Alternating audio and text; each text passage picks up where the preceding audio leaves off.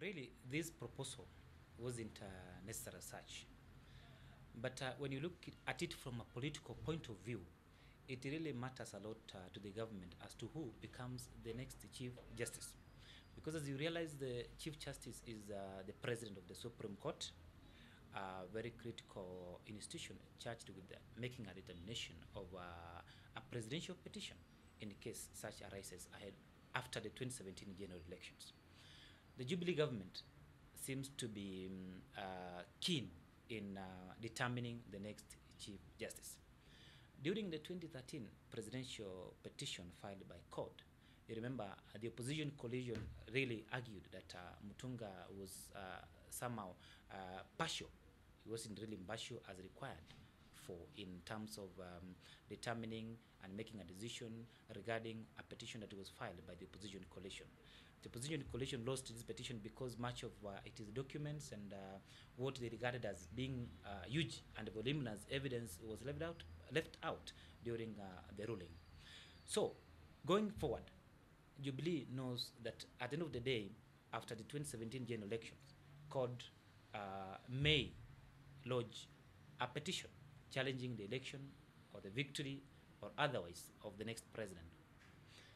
By that, the Chief Justice will be an instrumental, will be at a very instrumental position to decide what fate the petition will go. To the government, having someone they consider friendlier or an ally could be an added advantage.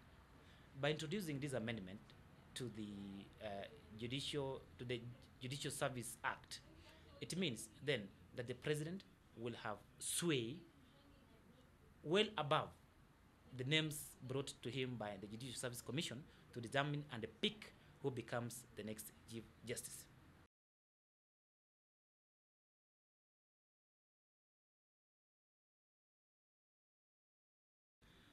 It is quite interesting because CJ Mutunga chose to retire a year early to attaining the age of 70 years.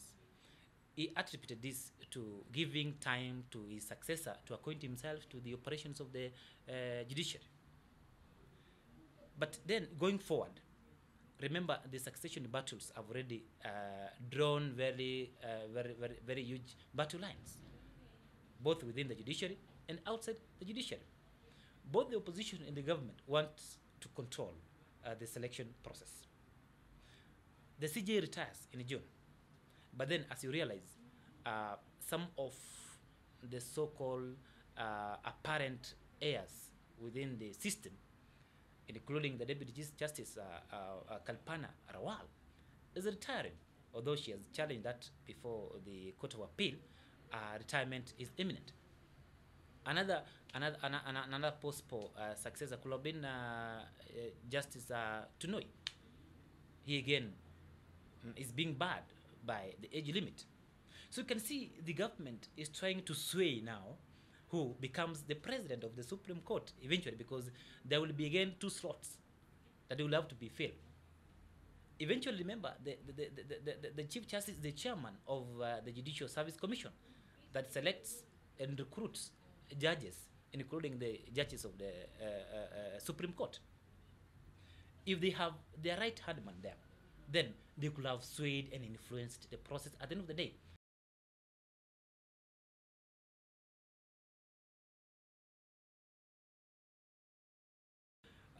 It is. In fact, the latest amendment to the Judicial Service Act now gives the president what I can call like sweeping powers to name the next Chief Justice. Right from naming and then taking the name to Parliament for approval, Jubilee controls the majority in Parliament. They sway the numbers. Once the president picks the next CJ, I don't think he will have a lot of resistance in the Parliament in terms of the approval sailing through.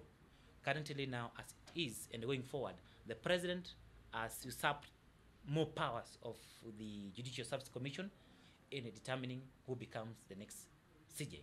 It really gives him absolute and sweeping powers to determine, because from the 3 names, he can pick either.